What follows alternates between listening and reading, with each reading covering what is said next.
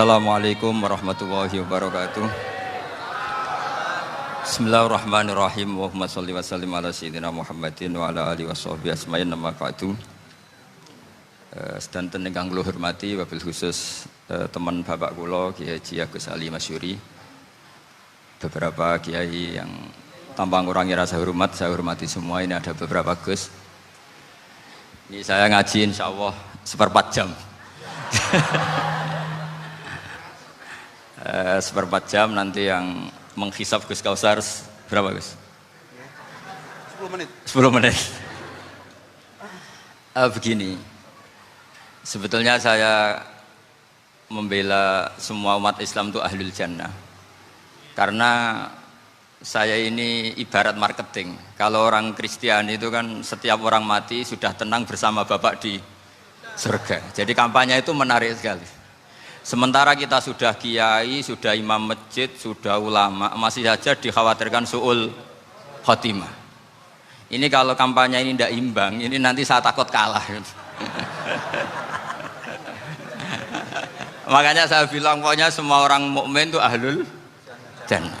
Karena memang asli hadisnya seperti itu, mangqala la ilaha illallah dakhalal jannah. Bahwa kemudian ada beberapa kiai yang mungkin wataknya itu pesimis, kemudian bikin sekian aturan-aturan yang sebetulnya itu cerminan dari pesimisnya, terus akan masuk surga itu susahnya bukan main. Nah itu saya tidak setuju karena tadi pasti kalah dengan kampanye sebelah yang setiap orang mati dibilang sudah tenang bersama Bapak apa? Di surga. Jadi ini penting. Terus kedua saya bilang agama ini sudah begitu baik. Masa kunci surga sudah dibocorkan miftahul jannah la ilaha illallah. Masa sudah pegang kuncinya nggak jadi masuk surga itu kan aneh. Ya sudah masuk saja, tapi tidak usah minta bantuan saya, masuk aja. Kan sudah pegang kuncinya. Terus ketiga, kenangan terburuk saya ketika jadi kiai itu gini, saya ada beberapa guru SD datang ke saya. Ini agak-agak masalah besar. Gus boleh enggak buka ujian nasional yang masih disegel? Semua guru bilang enggak boleh, itu kriminal kan. Ada satu guru yang bikin analogi agak kacau. Boleh saja. Wong ujian di kuburan saja dibocorkan para kiai enggak apa-apa. Itu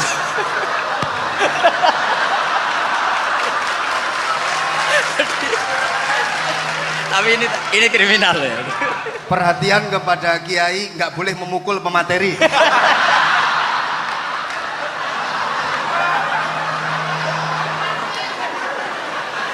Jadi tentu itu analogi yang salah kan. Marrobuka kan, Tuhan kamu siapa, Nabi kamu. Tuhan kamu siapa, Nabi kamu siapa, imam kamu siapa. Ini kan sudah dibocorkan oleh para kiai. Artinya apa? Nak raiso jawab kebablasan gitu. Terus guru ini berpikir kalau ujian akhirat sekrusial itu saja bisa dibocorkan, kenapa ujian nasional tidak boleh? Tentu ini kias yang salah, saya tidak ngajari seperti itu. Tapi saya ngajari ke kalian betapa mudahnya masuk surga. Kunci jawaban sudah dikasih, kunci pintu masuk sudah dikasih. Kok sampai tidak masuk, ini kebablasan. Paling salah gurunya. Jadi ini kenapa saya sering cerita orang mukmin semuanya itu min ahlil jannah, itu saya jamin.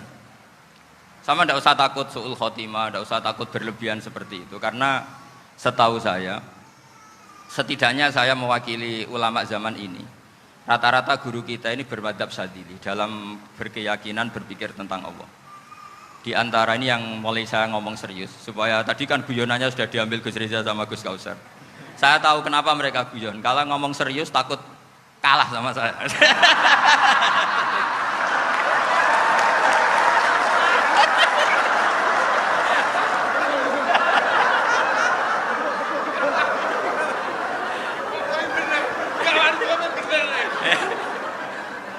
Karena saya ini sudah terkenal pemikir serius, jadi artinya itu satu kepintaran mengalihkan. Ya, oh ya, sudah itu satu kecerdasan. Tidak hanya ngalim tapi betul cerdas. Betul cerdas. Jadi itu bukti beliau-beliau ini cerdas itu. Saya berpikir begini, ini madhab Syadzili. Kita semua tentu Syadzili karena kita semua ngaji kitab hikam. Kita tahu kitab hikam itu muridnya Abul Abbas Al-Mursi. Abul Abbas Al-Mursi muridnya Syekh Abil Hasan apa? Asy-Syadzili. Saya masih ingat betul makalah itu dan saya ulang-ulang. Setiap saya ngajar di sarang saya ajarkan itu. Kilali kata Abdul Hasan As-Sadili, saya pernah dapat hatif, dapat semacam ilham. Apa makna min syarril waswasil khannas? Itu kata beliau dijawab oleh hatif itu. Hatif itu nggak perlu diterjemah tadi ada karena tadi diajarin itu. Apa yang dihidupkan itu nggak perlu dijelaskan. kata hatif tadi, waswasun yadkhulu bainaka wa baina habibika. Yunsika altofahu alhasanah wa yudzakiruka af'alaka asai'ah wa yukassiru indaka dzatas shimal wa yuqallilu indaka dzatal yamin liya'dila bika an husnidzanni billah ila su'idzanni billah. Jadi yang dikatakan waswas adalah kamu digiring untuk hanya ingat sisi-sisi kamu yang negatif, dilupakan bahwa Anda punya sisi-sisi yang positif. Misalnya seperti ini, mungkin secara fikih tadi banser-banser tegas, wah ini masalah lelaki perempuan dipisahkan gini-gini. Tapi kenapa Ghazali bilang ya sudah gini gak apa-apa. Sebetulnya ada rukhsah itu karena ini di depan umum. Yang paling pantangan Nabi itu layak luwana rojulun bimroatin. Ini ada yang menjaminnya gitu. Malah khawatir saya di sini dipisah tapi setelah berduaan nggak bisa. Jadi toleransinya karena ini di depan umum. Itu masih ada toleransinya. Layak luwana rojulun bimroatin. Begitu juga ketika kita dosa, misalnya kita dosa, orang Islam setiap dosa itu pasti ingat salahnya, kemudian istighfar. Dan ketika satu kebaikan dibandingkan keburukan, itu kata semua ulama, karena sayyi'ah itu bernilai 1, kebaikan bernilai apa? 10. Itu masih surplus berapa? 9. Jadi itu cara berpikir Abdul Hasan As-Sadili. Kenapa kamu harus berpikir positif tentang Tuhan? Sekali berpikir tentang negatif, itu bahaya betul. Misalnya begini, kamu berpikir tak rewangi, jadi kiai, sujud, rukuk, ternyata aku tetap lebu neraka, gunanya apa? Itu menurut saya kan gak punya akal. Sujud itu satu kelaziman menghamba kepada Allah. Normalnya seorang hamba itu ya sujud. Kemudian gara-gara kamu ingin masuk surga, terus logika kamu dibalik, gunanya apa saya sujud? Ternyata saya masuk neraka. Itu pertanyaan yang benar-benar bodoh dan itu menjadikan Allah benci. Logikanya dibalik begini. Ini saya ngomong serius karena ini bentuk kemenangan saya ini bentuk kemenangan saya. Saya berkali-kali ngomong di kota pelajar di Jogja karena banyak pengujinya juga. Bukan sekedar pendamping tapi penguji. Banyak yang profesor, bukan sekedar doktor, banyak yang profesor. Jadi biar ini dok. Begini, saya pernah ditanya sama seorang dosen, Gus, saya ini ngaji hadis banyak, tapi ada yang saya tidak paham, yaitu mangkola la ilaha illallah dakhalal jannah, ada kalimat wa in zana wa in saraka. Meskipun pernah zina, pernah maling. Ini kan seakan-akan mentoleransi perzinaan dan pemalingan.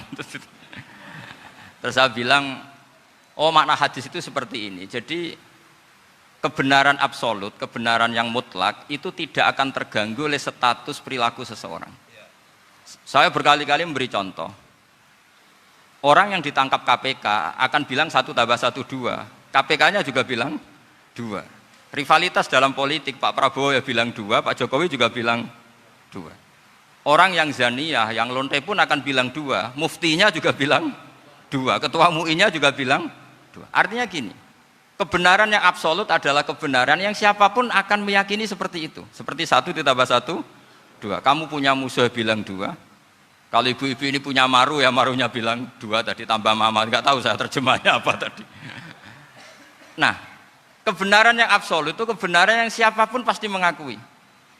Dan uniknya begini, saya pernah ngaji acara himmah, acara pondok sarang di Demak.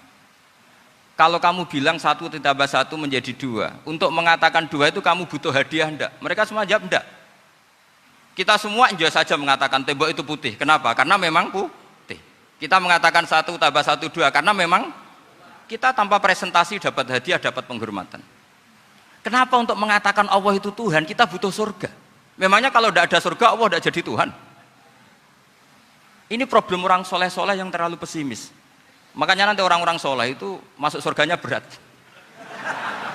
Tapi kalau orang alim lebih gampang kira-kira seperti itu. Iya, karena kan imannya lebih bagus. Dalam hadis qudsi Allah ini yang dibuli orang-orang soleh. Laulam akhluk jannatan wala naron alam akun ahlan an uto'ah, dalam hadis qudsi itu. Kalau saja saya tidak menciptakan surga dan neraka, apa saya tidak jadi Tuhan yang perlu ditaati? Apa kalau kamu tidak saya kasih uang 1 juta terus bilang 1 tambah 1 11? Enggak kan? Tetap bilang berapa? 2. Kalau kebenaran absolut yang 1 tambah 1 kamu bilang 2 meskipun tanpa mendapat hadiah. Kenapa untuk bilang Allah Tuhan kamu butuh hadiah surga? Itu kan secara ikhlas belas. Makanya saya terus mengajarkan ikhlas. Ikhlas itu bisa dilatih dengan akal, dengan pikiran, bil ilmi lah. Harus dilatih. Nah di sini ini momen atau makna yang mestinya harus difahami wa inzana bahwa kalimat ini sah meskipun dilafatkan seorang yang pernah zina. Sama seperti 1 tambah 1 2 sah, diucapkan siapa saja sah. Dan siapapun akan mengucapkan itu secara ikhlas. Ini penting saya utarakan. Sehingga setelah ada firqah-firqah takfiri yang mengatakan orang megang keris itu syirik, ke kuburan syirik, ini syirik. Itu salah besar. Salahnya adalah tadi kalimat-kalimat atau kebenaran-kebenaran absolut ini sudah jadi sibghatullah man ahsanu minallahi sibghah. Kalimat ini begitu absolut di hatinya orang mukmin. Sehingga ketika terganggu oleh hal-hal yang adat istiadat kayak pegang keris, kayak apa, ini tidak mengganggu. Tetap kualitas iman ini di atas keyakinan adat membawa apa keris. Kalau orang membawa keris menjadi syirik karena percaya sama makhluk. Orang misalnya kejawen kalau nggak bawa keris nggak nyaman. Orang kota itu kalau nggak bawa ATM juga nggak nyaman. Itu tidak dihukumi syirik. Kamu pergi lupa bawa HP nyaman enggak? Enggak, kenapa tidak dihukumi syirik?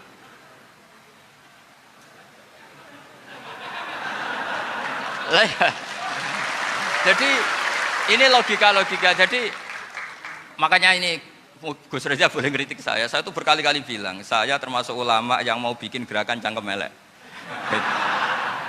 Karena nanti kalau saya nisbatkan ke Rasulullah itu tidak pantas karena Nabi ahsanan nasi khalqau wa khuluqa. Tapi saya siap jadi bempernya Rasulullah Shallallahu Alaihi Wasallam. Pernah ada diskusi di Jakarta, ini kisah nyata. Apa dalilnya setelah sholat salaman? Mana hadisnya? Itu dijawab hadisnya tentu kita kesulitan. Kalaupun ada hadisnya dhaif semua yang masalah musafahah. Akhirnya mau tidak mau dijawab pakai cangkem elek. Boleh enggak kamu setelah salam nyalain HP yang off? Boleh. Boleh enggak ke kamar mandi? Boleh. Oh berarti kencing boleh, nyalain HP boleh, yang enggak boleh itu ingat Allah. Karena mereka mengkritik wiridan, ngeritik salam. Akhirnya mikir deh. Ada enggak hadisnya orang setelah sholat nyalain HP? Enggak ada kan? Tapi mereka nyalain HP enggak hambatan, tapi untuk salaman masalah kan. Ke kamar mandi boleh, tapi untuk wiridan enggak boleh. Akhirnya mereka sadar, oh iya. Lama-lama dibisi gini yang kelompok itu. Kamu itu korban aliran supaya kamu enggak ingat Allah, ingatnya HP-nya. Sehingga orang wiridan kamu kritik, orang nyalain HP enggak kamu kritik. Itu kelompok itu adalah kelompok orang-orang yang supaya orang Islam itu lupa Tuhannya. Itu gerakan cangkem elek, tapi jadikan orang sadar. Jadi ini penting. Jadi kalau kamu tidak bisa bela agama dengan jalan yang lurus karena tidak bakat gitu, nggak apa-apa pakai cangkem elek tadi. Karena nggak mungkin gerakan ini dinisbatkan kepada Rasulullah Shallallahu Alaihi Wasallam. Kalau soal sanad saya punya sekian sanad tentang itu, tapi tidak usah kamu ikuti.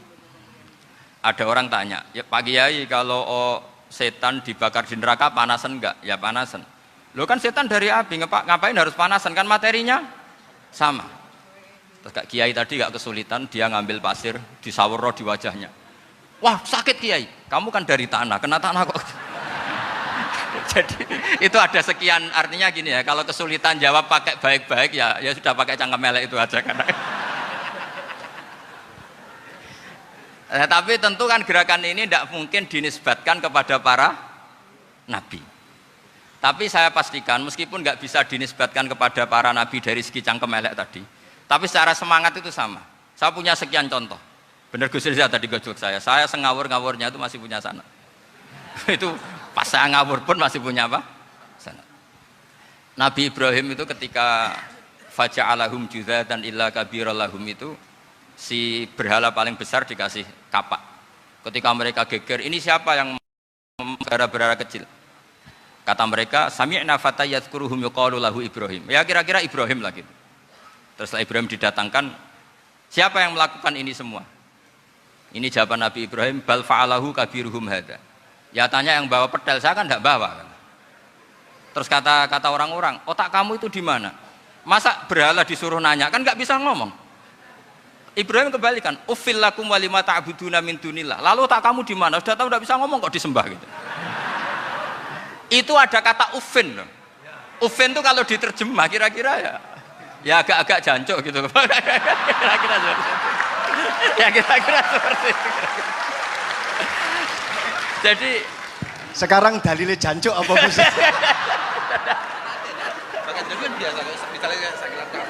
Sudah itu. Gimana? Jancuk itu dari daksu, dak tinggalkanlah suan perkara sing elek. Krono ilate wong Surabaya kakean rawon, akhirnya ngomongnya jancuk.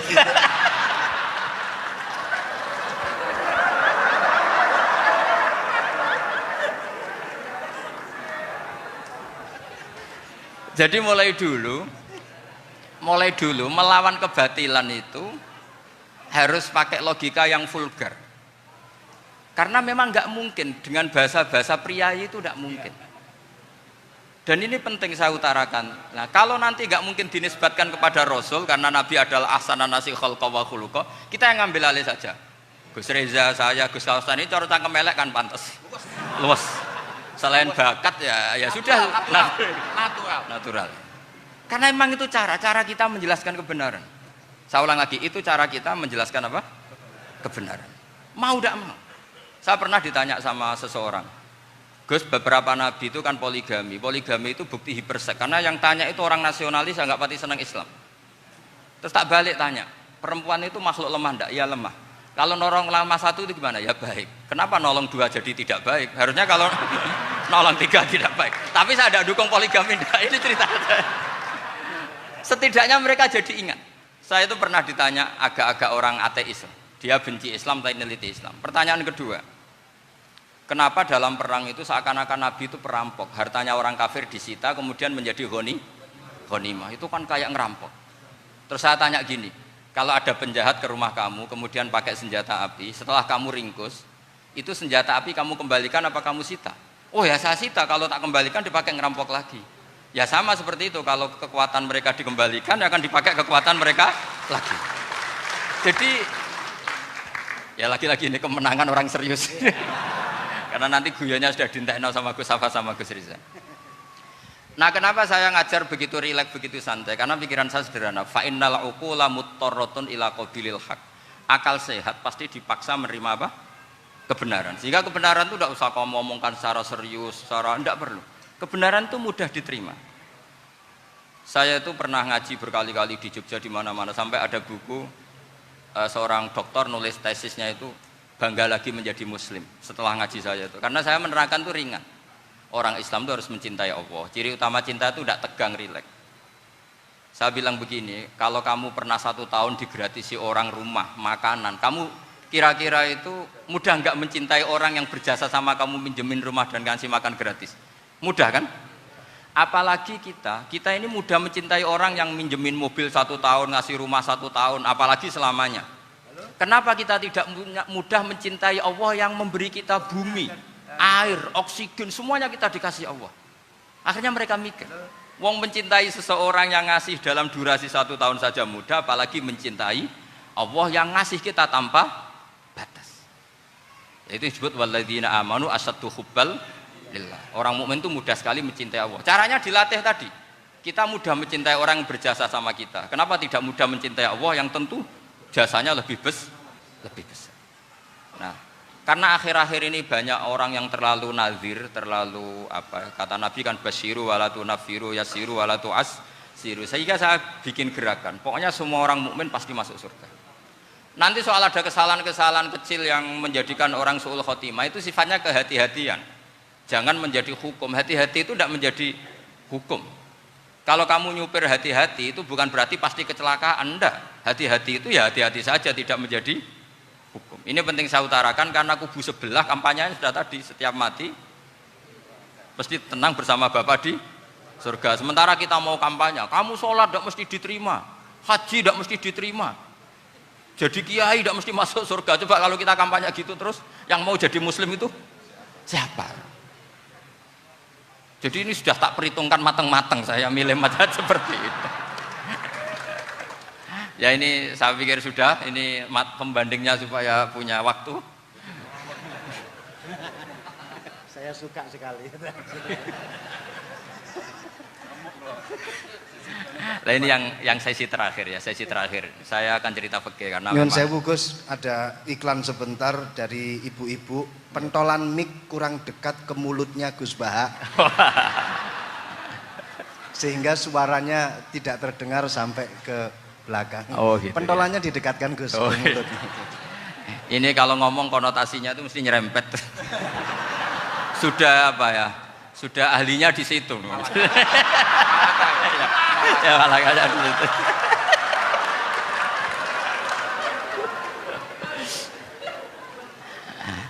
Dalam sesi terakhir saya cerita pentingnya pembanding. Imam Rafi'i itu yang ngarang kitab Muharrar. Kitab Muharrar ini adalah ringkasan dari kitab Al-Wasit. Al-Wasit itu karangannya Imam Ghazali. Al-Wasit sendiri ini khas ngaji NU, karena NU maknanya Nahdlatul Ulama, gerakan para ulama. Jadi kalau nggak ngerti alim-alim seperti itu ya ada NU. Sebenarnya sampai itu pasnya Nahdlatul Ummah, gerakan umat. Tapi kan sudah jadi partai politik Nahdlatul Ummah. Karena yang katakan NU itu Nahdlatul Ulama, gerakannya para ulama. Imam Rafi'i itu berpendapat sujud itu cukup pakai baduk, pakai jidat. Itu dalam kitab Muharrar. Wal asoh anna sujud yasihu mau cukup biwat iljabah. Ketika Imam Nawawi mentasih kitab Muharrar namanya Minhajut Thalibin, itu mengkritik Imam Rafi'i. Kata beliau, sujud itu untuk sah harus melibatkan 7 anggota. Karena berdasar hadis umirtu an asjuda ala sabati a'zumin, yaitu al-jabhah, wal yaden, warubaten, wal kodamen, yaitu jabhah, 2 tangan, 2 lutut, dan 2 kodamen. Akhirnya saya ngecek di kitab asli, Imam Rafi'i termasuk Ashabut Tarjih dan Imam Nawawi. 2 orang ini khilaf. Kan nggak mungkin kita sebagai musokhehnya, karena yang khilaf ini 2 ulama besar, satu Imam Rafi'i, satu Imam siapa? Nawawi. Kita tidak bisa hanya ngikuti Fathul Mu'in yang mengatakan idzakhtalafan Nawawi war Rafi'u kudiman Nawawi, tidak bisa, karena Imam Nawawi ini sering nginduk sama kitabnya Imam Rafi'i karena senior Imam Rafi'i. Setelah saya cek di kitab kitab asli Mamba ya, satu sumbernya semua mazhab apa? Syafi'i. Ternyata Imam Syafi'i nak ngedikan hanya begini. Wa uhibbu, saya suka setiap orang Islam sujud itu melibatkan 7 anggota karena itu aman, pasti sah. Tapi wayah tamilu, kata beliau, tapi mungkin saja sujud hanya watul jabah itu sah. Kenapa kata Imam Syafi'i? Liqaulihi sallallahu alaihi wasallam atau li du'aihi apa sallallahu alaihi wasallam fi sujud sajadalaka wajhi wa sam'i wa basari. Nabi ketika sujud itu hanya berdoa, ya Allah sujud kepada engkau wajhi wa sam'i wa basari. Nabi tidak menyebut wayadi wa rubati wa qadami. Sehingga saya berkali-kali bener kata Gus, saya ini pembela umat. Sing sujude 7 anggota ya tak lem, pantes dadi Rais Surya. Itu. Yang sujude bathuk tok ya tetap sah ngikuti mazhabnya Imam Rafi'i. Meskipun itu tidak saya anjurkan. Tentu tidak saya anjurkan. Alasannya Imam Syafi'i tadi, Rasulullah pernah berdoa dengan kata-kata sajadalaka wajhi, bukan diteruskan wayadi warubati wakoda. Sehingga fal khilaf huna bakin ala khiddati kalau dalam bahasa fikih. Khilaf biar tetap sesuai aturan khilaf masing-masing. Enggak perlu kamu menggugurkan pendapat Rafi'i yang mengesahkan sujud hanya pakai jabah. Ini penting karena tadi seperti saya katakan, yang sujud anggota itu ya masuk swarga mergo pintere. Sing nganggo bathuk tok yang mlebu swarga mergo gobloke tadi, karena aksaru ahlil jannah al-bulhu. Nah ini madhab saya. Jadi saya itu ingin umat Islam itu baik-baik saja. Iya betul. Madhabin jenengan. Ya. Karena tidak mungkin lah kita tidak bela Islam di zaman akhir, tidak mungkin, karena di kubu sebelah kampanyenya sudah seperti itu. Kalau kita ngomong ikhtiyat, kiai ra mesti mlebu swarga, sing salat ngethuk ra mesti husnul khotimah. Wah akan jadi repot. Saya ini pengagum teori ikhlas. Dilatih bil ilmi, saya ulang lagi, dilatih bil ilmi. Saya ini malu. Malunya tadi, saya mengatakan 1 tambah 1 2, itu meskipun tidak ada yang memberi hadiah, tetap saya katakan 2. Saya mengatakan air itu dingin, tidak ada yang ngasih hadiah, saya akan bilang kalau air itu dingin. Kalau api itu panas. Untuk hakikat-hakikat seperti itu saja saya jujur tanpa ingin imbalan. Tapi ketika hakikat mengenai Allah kok saya minta imbalan surga dan neraka, ini apa-apaan? Kira-kira gitulah, Rois Suriah macam apa gitu.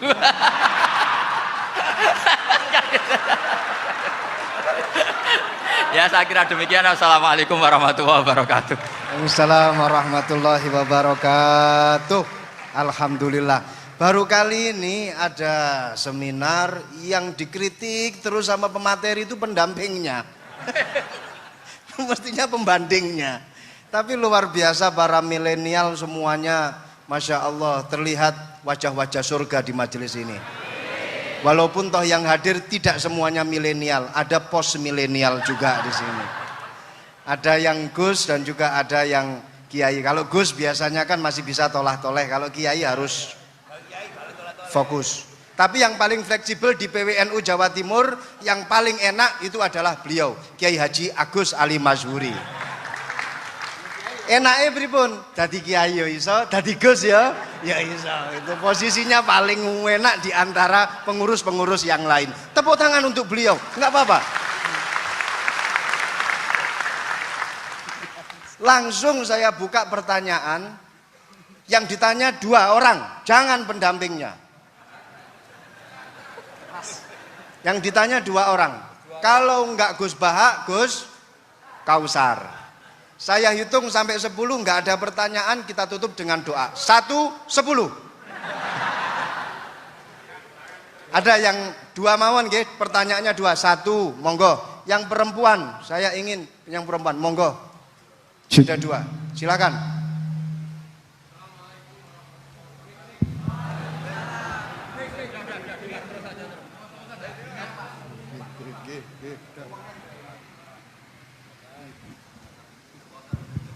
Bismillahirrahmanirrahim.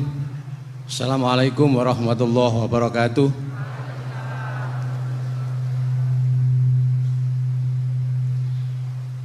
Yang saya ingin tanyakan kepada Gus Bahak, saya itu sering ngaji lewat YouTube panjenengan Gus.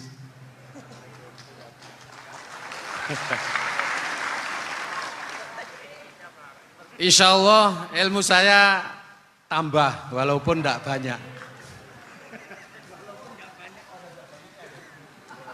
Yang saya tanyakan, nopo ilmu kula niki barokah? Yang pertama, karena saya ngaji lewat YouTube panjenengan, saya tidak izin. Untuk itu hari ini saya izin panjenengan. Mudah-mudahan ilmu ingkang saya dapat dari panjenengan niku saged barokah. Niku Gus. Terima kasih. Wassalamualaikum warahmatullahi wabarakatuh. Waalaikumsalam warahmatullahi wabarakatuh. Langsung mawon Gus nggih, yang satunya dulu. Siapa aja? Oh gitu. Monggo Gus. Itu tetap barokah dan kebaikan itu mah nggak perlu minta izin. Kalau kebaikan minta izin jadi repot. Jadi kalau dalam kitab fikih disebut iktifaan bil izni syar'i, karena syara akan selalu memberi izin sama kebaikan. Itu udah hanya masalah YouTube sampean. Tadi melihat wajah Gus Ali ibadah, pamit dulu. Nanti kalau ada orang alim lewat mau lihat juga pamit dulu. Lama-lama mau baca sholawat, ya Rasulullah pamit dulu mau baca sholawat. Jadi semua kebaikan itu cukup iktifaan bil izni syar'i. Ya jelas ini ya. Oke, terima kasih. Jangan lupa pulsane tuku dhewe lek ndelok YouTube. Wifi-nya juga jangan nyolong. Harus passwordnya izin kepada yang punya wifi. Baru nanti 100% barokah. Mbak yang belakang bisa berdiri. Yang mau tanya tadi.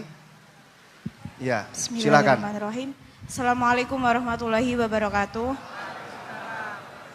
Mohon izin Yai Gus, saya di sini mau tanya, selain sebagai pelajar santri, saya juga sebagai seorang mahasiswi di salah satu universitas di Surabaya. Yang saya tanyakan sebagai pemuda milenial, kita semua tahu bagaimana keadaan demokrasi negara Indonesia saat ini. Yang saya tanyakan, bentuk dari hubul waton minal iman. Hubul waton di sini, bolehkah saya sebagai seorang mahasiswi menyuarakan pendapat saya, berjuang bentuk ijtihad demi keadilan berupa demonstrasi?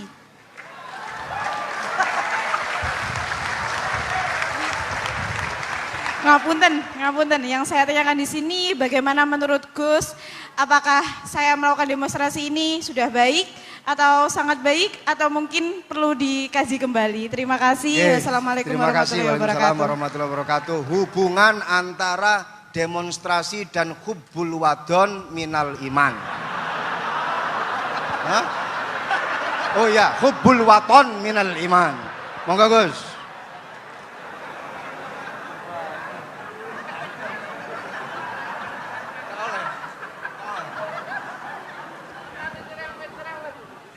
Ini benar-benar ahli loh aku. Begini kan, demonstrasi itu kan makna pokoknya itu kan apa? Memperlihatkan. Makanya demonstrasi kekuatan maknanya ya show ya, memperlihatkan satu apa? Kekuatan. Sehingga kalau dalam Islam itu ya fleksibel, asal itu tidak merugikan orang lain, tidak anarkis, tidak mandorot bagi kelompok lain tentu boleh. Bahkan kalau tidak apa? Menyuarakan suara kita tentu dengan cara-cara yang tetap islami ya, itu malah kita disalahkan karena berarti tidak ikut bertanggung jawab terhadap proses bernegara, tapi tentu disuarakan secara konstitusional dan secara baik. Kemarin pas demo di Jogja yang ramai itu masalah rancangan KUHP itu, rektor UI juga ketemu saya, pamit Gus mau demo aja ya, tapi yang baik dan sopan karena begini ya, di Quran itu ada ayat walau la daf'uhin nasa ba'dahum bi ba'dil fasadatil ard. Jadi kekuatan manapun itu harus dikontrol. Tentu kontrol itu macam-macam. Tapi tentu saya ulang lagi, jangan anarkis, jangan melakukan sesuatu yang kontraproduktif. Jadi menurut saya pernah ditanya, Gus kalau pemerintah itu didukung 90% rakyatnya bagus enggak? Ya bagus, berarti presidennya hebat, didukung mayoritas rakyat. Kalau hanya 55 ya bagus. Presidennya biar tahu, biar hati-hati karena dipilih separuh lebih sedikit. Lah kok bagus semua? Ya emang harapan kita sama Allah semuanya baik semua kata saya gitu. Jadi susahnya apa sih kita melihat sesuatu itu, asal agama ini kan gampang, asal tidak maksiat itu baik. Asal gak maksiat itu baik. Makhuyira Rasulullah bina amroini lakhtaro aisarohuma malam yakun isman. Jadi demo itu bukan, nah kalau demo yang diharamkan sebagian fatwanya ulama tentu yang maknanya yang anarkis. Kalau yang dihalalkan tentu maknanya yang tertib. Itu biasa dalam hukum fikih. Rasulullah ngendikan A, mahmalnya seperti ini. Rasulullah ngendikan B, mahmalnya seperti ini. Karena kadang ngendikanin Nabi cara zahir itu berlawanan. Misalnya Nabi ditanya, amal paling baik apa ya Rasulullah? Nyaur utang gitu. Karena biasa yang ngemplang mungkin yang tanya itu tukang. Tapi kadang Nabi jawab birrul walidain. Kadang jawab as-sholat li awwali waktiha. Karena penanyanya ini beda. Gimana? Takut nggak tahu sholat. Ya, takut nggak tahu sholat kata beliau. Kan gitu. Jadi ini penting saya utarakan karena zaman Nabi itu ya biasa Nabi misalnya ngendikan sesuatu itu. Terus ada juga sahabat yang memperlihatkan pendapatnya, tapi tidak niat bantah. Masyhur itu dalam tarikh. Saya beri contoh yang masyhur itu. Nabi pernah sholat duhur itu 2 rakaat. Sebagian riwayat mengatakan asar, tapi yang lebih kuat itu duhur. Setelah 2 rakaat Nabi sholat, itu akabirus sahabat papan atas itu sudah ada yang ngendikan karena mereka sopan semua, tahu etikal. Setelah Nabi pulang sudah dekat pintu, ada sahabat yang berdiri. Ya Rasulullah, aku siroti sholatu amnasita. Ini sholat model kosor, apa engkau lupa? Tapi sahabat yang nggak tanya, ini niatnya malah lebih agak-agak buruk. Baguslah kalau sholat terbaru 2, berarti besok ya 2. Karena pakai teori nasah mansuh, berarti hukum itu pakai yang terbaru. Jadi gayanya tidak tanya, tapi lebih sama mungkin yang setuju undang-undang tadi ya tentang rumah tangga, kalau istri nggak mau dikumpuli tetap dipaksa, nanti suaminya bisa dilaporkan ke pengadilan gitu. Saya pasti mikir saya bukan masalah pengadilannya, pasti istrinya cantik. Kalau jelek kan nggak mungkin dipaksa. Ini ketularan ya. Jadi saya cara berpikir tuh, jadi tak pikir lucunya saja, bukan pikir serius. Ketularan ya, sudah ketularan ini. Karena keburukan itu mudah nular. Akhirnya Nabi kembali lagi, enggak, kullu dzalika lam yakun, semua itu enggak terjadi. Tapi Nabi sebagai orang yang sangat, ya sebenarnya enggak boleh dibahasakan sangat demokratis, sangat bijak. Nabi kembali lagi ke mimbar terus tanya, ahakun maqalahu dzulyaten, apa betul yang dikatakan dzulyaten tadi? Kata sahabat semua, betul ya Rasulullah, tadi engkau sholat hanya 2 rakaat. Nabi kemudian takbir lagi, meneruskan 2 rakaat terus salam. Artinya kalau demonstrasi itu dengan makna mengutarakan pendapat dengan cara yang dijamin konstitusi, ya itu kan normal-normal saja, nggak ada masalah. Saya pernah derekno bapak, itu ada pertanyaan yang benar-benar mengusik saya. Ada orang miskin datang ke bapak, Pak Yai, dadi wong melarat itu ra enak. Sajane ya wis suwe dadi wong melarat ra enak. Itu pas Ramadan. Kenapa kata bapak? Bapak saya itu teman akrabnya Gus Ali, senengannya ya guyon, mau meninggal aja masih guyon. Bapak itu guyon terus. Kenapa aja? Sudah puasa nggak makan, buruh orang macul itu kan berat. Mau istirahat nggak boleh karena buruh orang. Enak dadi wong sugih puasa diam di rumah gini-gini terus. Terus kata bapak saya gini, enak wong melarat. Dadi wong sugih nak puasa berat. Kok sakit ya? Esok mangan pecel, awan rawon. Enggak sore sidik sate. Jadi yang harus ditinggalkan itu banyak. Nak sampean kan biasa meninggalkan itu semua. Semenjak itu dia, oh iya, nak ngono podo-podo abot. Jadi hasutnya pada orang kaya terus nggak ada. Nah ini pentingnya ilmu. Jadi pentingnya pendamping tadi itu. Setelah diberi jelasan, oh maturuni ternyata podo-podo abot gitu. Dia nggak tahu susahnya jadi orang kaya. Ya sama seperti tadi. Ya saya puasa. Kerja gini-gini bojo sitok elek terus dari yang bojone 4 cantik semua abot aku. Karena harus ninggalkan 4 yang cantik tadi yang bisa menghidupkan tadi itu. Itu kan juga demonstrasi, artinya mengutarakan apa yang, jadi itu saya pikir seperti itu. Ya ini pokoknya gitu aja ya. Assalamualaikum warahmatullahi wabarakatuh.